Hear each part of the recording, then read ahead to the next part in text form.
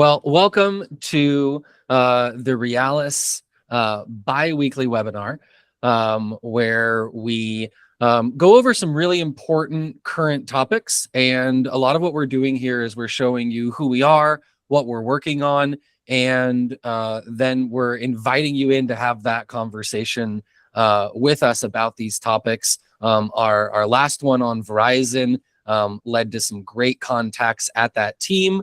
And so these are quite productive already. But really what we want to do is we want to get you interested. We want to get you some experience on what it's like to work with us. And so we have a great guest this week to help with that. And so I'm going to turn it over to one of our founders, Mike, to get us started. Hey, good afternoon, Andres. Thank you for that. My name is Mike Reed. I am Emily Soward's co-founder. Boy, I can't speak today. I am Emily Soward's co-founder here at Realis. I'm the COO, and I come from a management and leadership background. So I have a real focus on what does it take to make new technology work in an enterprise? What are the things that you have to address beyond we got certified, we bought the package, and we installed it? There's a need for leadership, alignment, communication, competing priorities, and really figuring out what do we have to do to be successful. And we'll talk through some of those roadblocks. Emily is much more the technical side, which is why this is ahead of the curve with Emily Soward. Anders, you'll be able to talk a little bit about where she's at and what she's doing. But it's important to us to keep this dialogue going with customers and with people who need the information. Cliff, would you like to introduce yourself? Yeah. Thanks, Mike. So Cliff Donathan, I am the founder and CEO of Entrify. We have a platform called the Entrify Decision Arena that we'll get into a little bit later. I've been in security and risk management and audit and all those things before cybersecurity was called cybersecurity. So I've been doing that for a long time. I've had a lot of experience going through the executive ranks. I've been a CISO. I've been a CISO advisor. I've been I was the first principal technologist over responsible AI at AWS.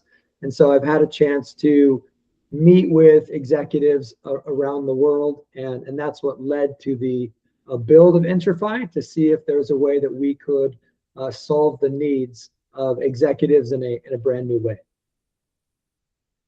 That's great. Well, real quick, just wanted to mention that for Emily, while I can give no details on what she is doing, she is working with a customer on a regulatory project, and so she couldn't be here right now. So that is always good to be extremely busy. But yeah, this is a great topic, and so just to start, from the top with a couple of questions. Why do good leadership teams fail under pressure? And what's different about decision-making during a crisis versus normal operations? So take it away. Yeah, let me take the first one. And Cliff, I think you're well aligned for the second. There are four things teams need to succeed. They need to know what to do. They need to know how to do it. They have to have a desire or a motivation to do it, and preferably a carrot versus a stick. You can versus you shall, and then they need no roadblocks. So from a management perspective, team leadership and team management is making sure the what, the why, and the how are covered, and then actively removing any roadblocks from the team and being able to talk about, hey, this is a blocker. I have a problem here. I have a problem there. Coordination, cross-team communication. Is there any reason that the team shouldn't be able to succeed, and then approach that from a just cause perspective, in terms of, we're not calling out somebody for not giving us what we need. We're calling out the need and figuring out, do we need to solve that? Is there another team we need to bring in that's already solved that? How do we work together across the rest of the organization? And so you have the team and the team success criteria, and then you have the management and leadership, which are two different aspects of the same thing. And that's just in normal operations. When things go sideways, there are completely different priorities. Cliff, what makes things different in a crisis from normal operations? Yeah, that's a good question, right? Like that's when the stuff hits the fan, so to speak. And I would say the primary challenge of what's different during a crisis, and I'll define this as a crisis isn't always something bad happening, right? It's not always an outage or a breach or ransomware. A crisis could be, hey, we have an opportunity to perform this M&A, or things have gotten so slow because of technical debt that we are not able to make the move that we want to make. So there is a number of different crises, right? There's stressors that are both positive options and negative options. But a crisis is that extra oh shoot moment that happens outside of the normal day-to-day operations. And so I think that's, if you look at it from a management team's perspective, if you look at like Franklin Covey, they describe things as projects failing and things failing, not because people don't want to do it, but it's like they die the death of 1,000 paper cuts. You've got your normal day-to-day things. You've got your 700 emails. You've got your different teams you got to do. You've got, it's OP1 time. It's this type of thing. You're dealing with mid-year reviews. You've got all these different things on your plate. And then there's the moment. And are you prepared for that moment? It's like dropping an elephant on an already drowning man, right? So how do you deal with that extra thing? And so that's kind of where that practice needs to come into play, because that's where leadership tends to be underprepared. They're prepared to run the company day to day, right? Deal with all the invoices, all the normal stuff. But are they prepared to do that and then handle that next big thing on top of that without causing too much disruption? That's great. So then the problem is a couple of things, but very clearly it's, and I can imagine this in my own personal life with my kids. I've got everything going on and something new pops up and it's like, I'm not going to have time to solve that. Like, it's like, that's just going to have to hit. But then for, what can help, moving to why simulations work. So help us out. What is an executive simulation? Why is it more effective than a presentation, tabletop exercises, or training? And what surprises leaders most when they go through that process? Yeah, so I'll start with what's going on now and what's been the traditional method. So the traditional method is, hey, we should do these tabletop exercises like once or twice a year to make sure that we're doing something. And what that's turned into traditionally is you have a third party come in, a consultant or whatnot, and they go, okay, Anders, imagine this happened. The data center blows up, right? Whatever. And what do we do? And then everyone talks about, well, we got this call tree and we have this policy, and you kind of sit around in a room and you discuss. And you go, okay, well, now this happened. On your way there the bridge collapsed. Or like, how do you get to that? And it's like, okay, well, here's what we would do. And you talk through it. But there's no risk. There's no consequences. There's no pressure in that. There's just, let's talk through it. So I describe it as like dental cleaning, right? No one really wants to do dental cleaning, but you have to. So you go spend a couple hours at the dental chair and you do your thing. So similarly, and I've been through hundreds of these in my career, both as the deliverer, as an external person, or as like a CISO bringing him in to do it for teams. You get the executives, and like within 5 minutes, they're looking at their watch, right? Within 10 minutes, they're on their phone. Within 15 minutes, they're like, hey, I got to go do something. I'll come back. And the CEO never comes back. So the difference between that and what we created this out of that experience, right? Out of those experiences. Okay, this is not what we want to do going forward.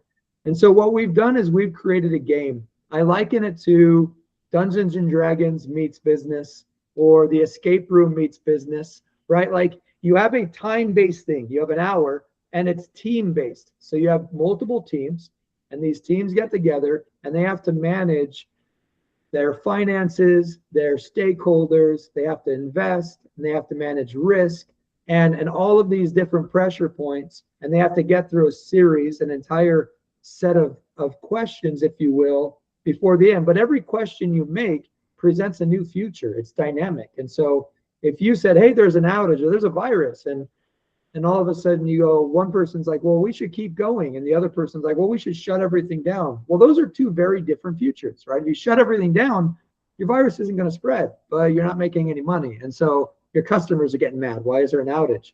Well, you stay up to keep making money, well, all of a sudden the virus keeps taking out your system. So there's a number of different ways you can manage this. And I've literally had senior executives, like C-suite level executives of one of the largest energy companies in the world, literally tell me, I'm sweating right now. Like I can't get my heart rate down. Like they don't want to lose. I had the chairman of the board of one of the largest banks in the United States on the same team as the head of the DOD. And these are two gentlemen that are ultra successful. They're both in their 70s, and they're like high-fiving each other and talking trash to the other teams as they go through this. And so it's engaging. Again, no one got to that level in their career without being really competitive. And so that creates this, I don't want to lose, especially when you have like a bunch of alpha people in the same room, right? No one wants to lose. And so because of that, it creates that real life pressure, but without the real life consequences of actually blowing up your company by making a bad decision, if that makes sense. Yeah, I can expound on that from the public safety side. You know, having spent 30 years in emergency services across police and paramedic, a tabletop is something where you have a defined problem with a defined outcome, and you want to test, can people use the knowledge and skills they already have? You know, I want to test to see, somebody can say, yes, this is the policy I follow for this response, or this is the procedure I follow for this response. So you are testing the event, not the skills of the people. You know, everybody shows up to represent their thing. A simulation is, okay, you have these skills, but things are going to be dynamic and require you to figure out, does this policy, procedure, or skill I have work as is, or do I need to be able to modify this on the fly? You know, do I need to be able to make choices that impact that? So with a tabletop, from a management perspective, you're testing, do my people understand their roles? Do they understand how to apply those roles in a given scenario? And do we get the outcome we expected based on what we presented and how we built it? Whereas the simulation is, do I have people that can switch from from using skills to figuring out what skills to use and apply as things change, and I may get to an outcome I didn't expect. I liken it a little bit like this. As the great philosopher Mike Tyson once said, everybody has a plan until you get punched in the face. So where a tabletop is going to be able to expose your plans, do you have the right plans in place? Our simulation allows you to get punched in the face and go, hey, can we actually react in a way that we should? Right. Cliff, I think you had a slide that I'll share that talks about some of the executive adoption on this and the comments that you've had. Let me share that screen, and then I'll let you lead into this here. Yeah, I'll speak to it a little bit. So, you know, we've got, obviously there's a couple of screenshots of some of the gameplay, but you know, we've had a chance to deliver this experience around the world. I've delivered it to thousands of executives. I've delivered it to the United Nations. I've delivered it to the national security teams of multiple countries, and then, you know, all across the Fortune 100. I'm proud to say, out of the hundreds of times that I've delivered this to the thousands of individuals, I've never had a single bad review, not one. In fact, with things like the National Association of Corporate Directors, or the NACD, that's a body where if you want to be a board member of a public company, you have to be a part of the NACD. It's the only session in the history of the NACD that's garnered a perfect score. Right? These are Wow. board members. They're not easy to win over. And so, yeah, it's the only one.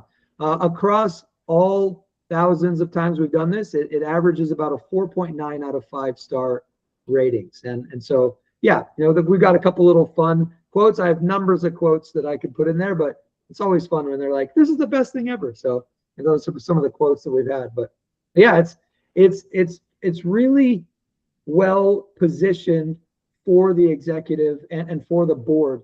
And I think that is something where, as we team up with Realis, it's something that we can really bring a high value to, right? Realis has a massive amount of executive level experience, and we can help those executives create and build a repeatable experience across their organizations. So for that, there's hundreds of files behind the scenes that go into this, but we have factories that we've built where we can create custom simulations to account for exactly what that organization needs. And something that's been very popular with boards is that we can deliver an experience to the board from a board perspective and have the board do that with the senior level executive team. And then the senior level executive team can do it with that mid-tier director level at the executive perspective. And I guarantee you can go to 100 companies right now and ask middle management, hey, what is the board's purview on X? They're not going to know. But here we can get the board's view and what the board thinks is important through these, and that's getting passed down. And then through the simulation, it's getting passed down again. So now you're getting that upper middle layer of management that's starting to get a clear view of what the board feels about different topics, and vice versa, right? The board is getting to see more clearly what the struggles and needs are of that level of the company. So we're able to open up those channels of communication that haven't existed in the past. Yeah, and I like the stakeholder sentiment piece here. When we go through simulations and when we run these with customers, a lot of the discussion up front is, okay, what kind of a challenge do you want? Is it something broke? Is it a net new opportunity? And more often than not, we're getting, hey, we have an opportunity, but we don't know how to look for what's behind doors and around corners. The doors and the corners are where things get me.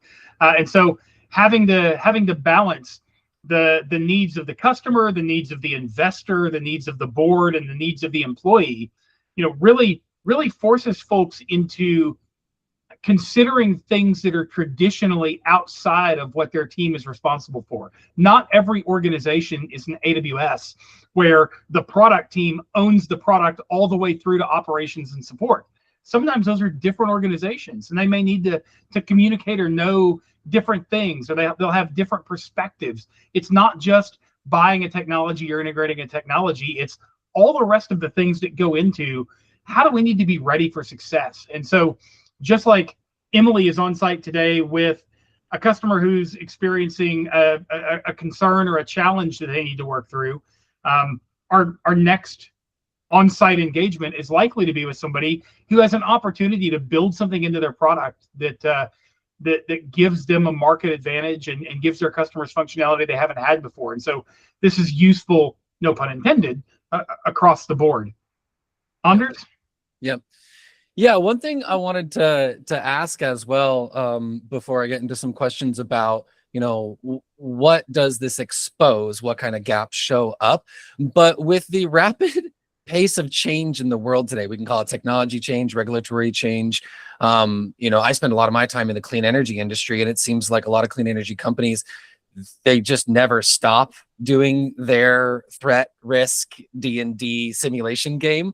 And so are you seeing a kind of an acceleration of need to do this instead of be a nice to have once a year, that this is actually, people are needing it more and more frequently than they think before?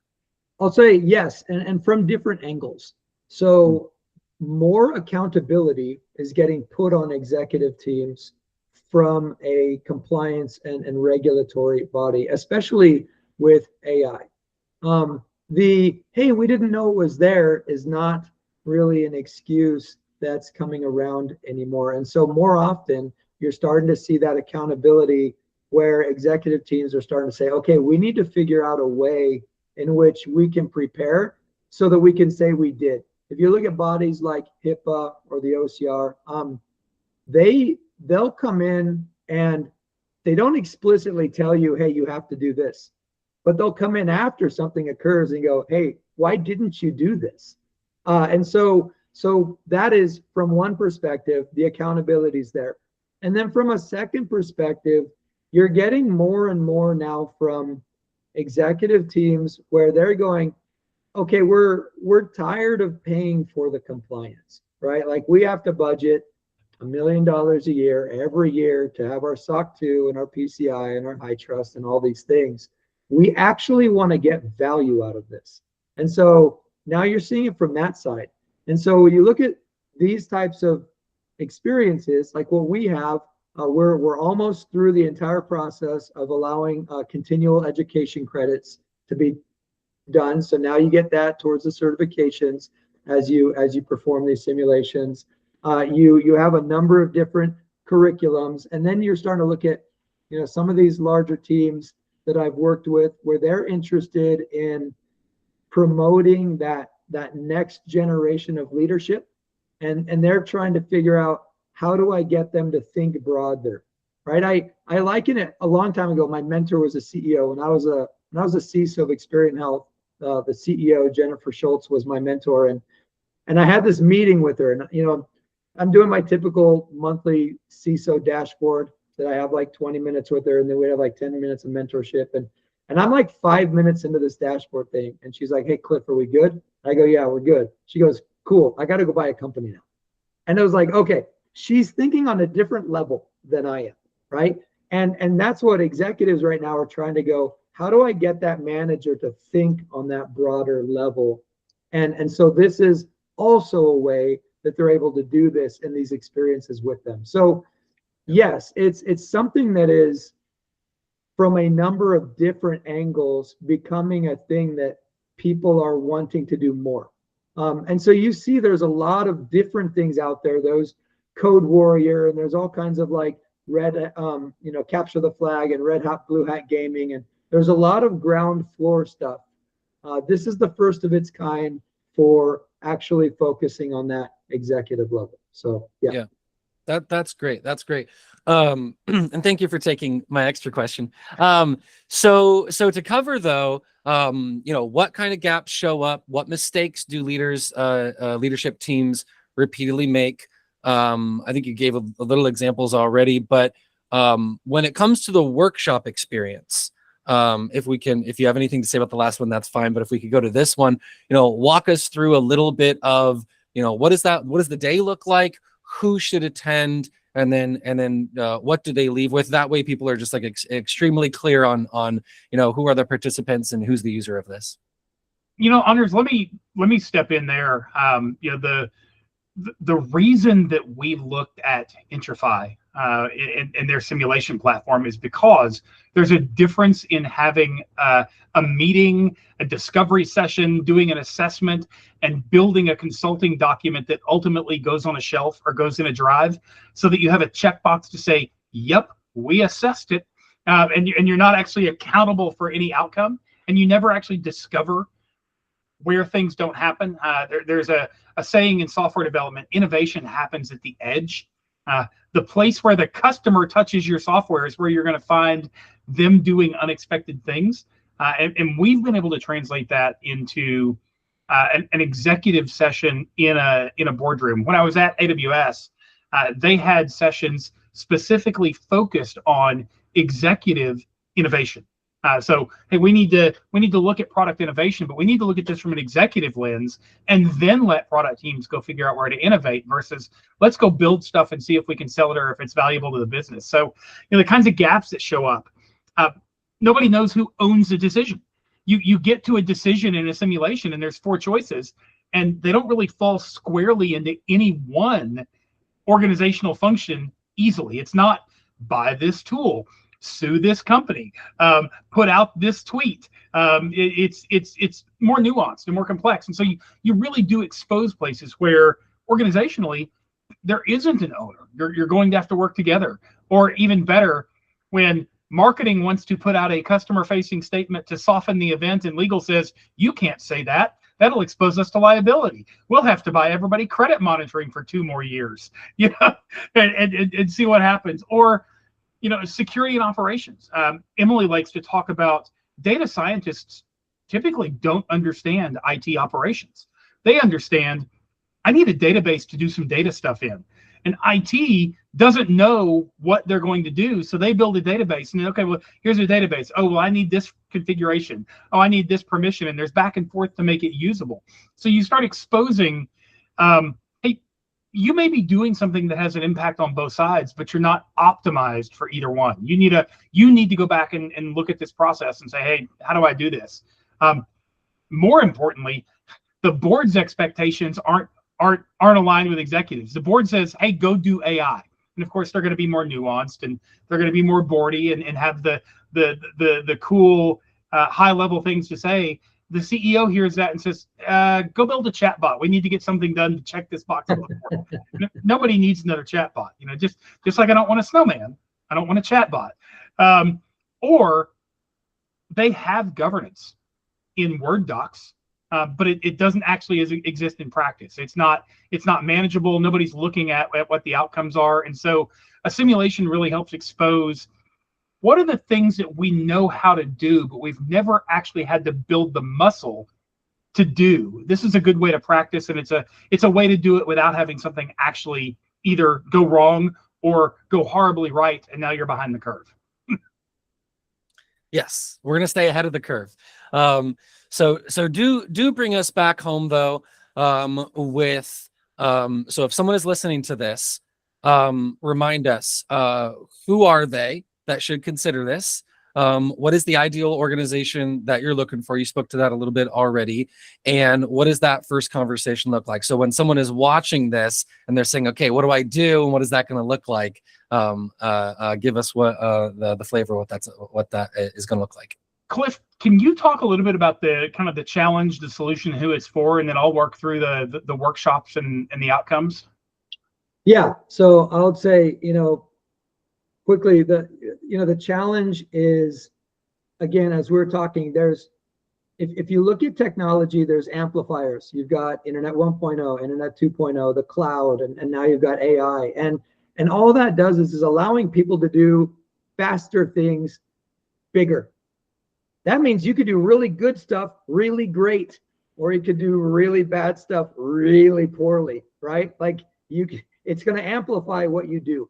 And so that being said, it really is, this is for boards and this is for senior executive teams and that one layer down, right? This is for those leaders of the team to really go, hey, what are we doing here? Do we have our vision really laid, down with this? Do we have use cases? Do we have an understanding of where we want to go? Or are we going to accidentally spend $500 million on Claude tomorrow because we just bought it and stuck it in there? And so, the tagline between Entrify and Realis is clarity, Realis, plus practice, Entrify equals innovation, right? It's not going to equal explosion. And so that's what we really want to look at is how do we allow teams to have the amplifier be the correct direction for them? Yeah, so what we've done is we've wrapped this into what's typically a one-day workshop. They can go longer, but it's difficult to get executive senior leaders and board people for more than a day, even on an offsite. And the goal of the workshop is to actually figure out, hey, why are we here? What are we going to do? Really kind of set the table for what are we going to get out of this? And there's some work that we do ahead of time with customers to identify what is their biggest risk, their highest priority, where are the places we need to focus? And we may or may not have a simulation that fits that. And if we don't, there are some options for custom simulations to be developed to fit a specific company. And then we'll define what good or what successful looks like and the decision criteria. then start into a simulation. So break into teams, and we can organize those any way we want. We could do a functional team. So the finance team does one, the IT team does one. But what we see works better is when teams are mixed, when there's somebody from each part in there, and you get kind of the different pieces of experience, and run through a long form simulation and make some of the decisions on what are my priorities, what do I invest in, how do I react when things go wrong. Clifford mentioned Dungeons and Dragons. If you accidentally roll a 1 on your D20, something randomly bad could happen, and it changes how your simulation works. So, teams can find different things and then see at each stage what's happening. Did it work? Did it not work? Did it change my risk? Did it change my reward? Did it change how much customers trust me or hate me? Then coming out of that, spending the second half of the day on, let's go back through the scenario. What was presented? What were the choices? What are the impacts of each of those? There's not a right or wrong. You must get to this endpoint. It's, what are you trying to go through? In which way are you trying to go? Are you an aggressive company that needs more velocity and can tolerate the risk, or is it the other way around? Your risk tolerance requires a low velocity. We'll measure across board, employee, investor, and customer, and see how the decisions that were made affect both. And then actually build a roadmap on, hey, what are the things that you need to work on first to get better in those environments, or the things that you need to practice more. So it's not an assessment that ends in a gap analysis and leaves you holding a bag full of questions. It's, hey, let's work together and you tell us what you want to do next. And if there are places that either of us can help in doing that, great. If you don't need us, fantastic. We helped you build out that roadmap and go forward. So you get clarity, you get practice, muscle building in a safe place, better alignment, the ability to move faster, an actual workable roadmap, and more importantly, confidence. I mean, this matters in management. Hey, I've done this before. I know how to do this now versus, I've never done this and I don't want to get fired, or depending on the regulatory requirement, I don't want to go to jail. I like my bed. So Cliff, is there anything I've missed there? This is never, ACES is never a pitch, so I don't need to get into the investment and incentives or things like that. But is there anything I've missed about business value out of this? No, I think you hit the nail on the head, right? The idea is that executives want to walk away with the feeling that they can actually launch into what they need to launch into, and the idea that they can walk away with that practice and with a roadmap, and then with accountability, right? We can hold them accountable. They have things that they need to get back 90 days later of, this is what I have solved in order to make that done, right? So there's a real step forward versus, as you were saying, a bag of vulnerabilities that they don't know what to do with when they're done. Well, one of my favorite comedians has a joke that the two worst words in the English language are sort of.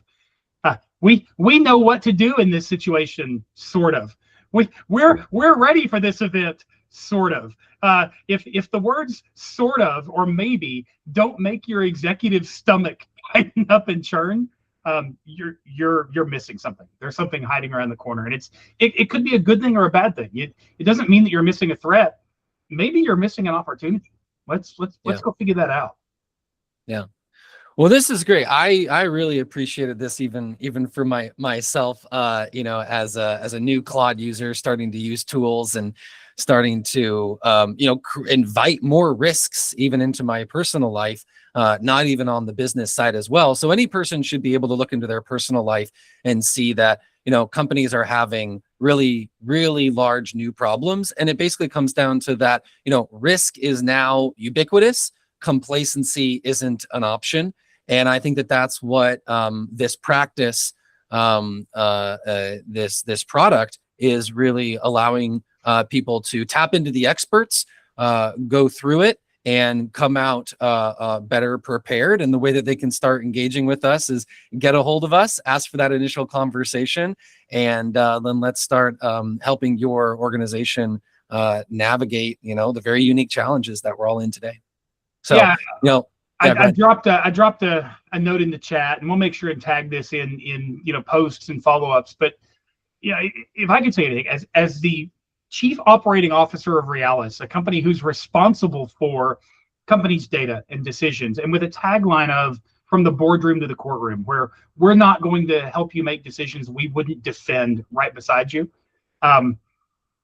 If your executive team has never practiced making difficult decisions together under realistic conditions, there's a good chance you're carrying risks you're not seeing. We just want to turn on the light. That's great. Well, Mike, it's always great working with you. Cliff, thank you so much. And thank you for the partnership. And thank you for your time today. Thank you. Enjoy.